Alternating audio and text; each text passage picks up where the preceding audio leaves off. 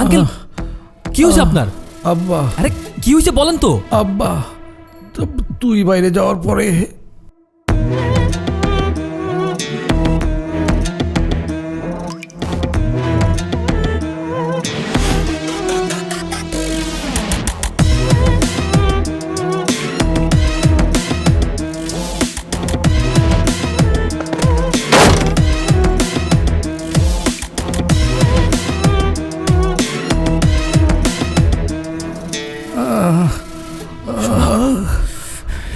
সুনাম সব জানে, আমি শিউরিটা সুনামের না কাছে। না না, সুনাম রে আমি একটা কাজে বাইরে পাঠাইছি।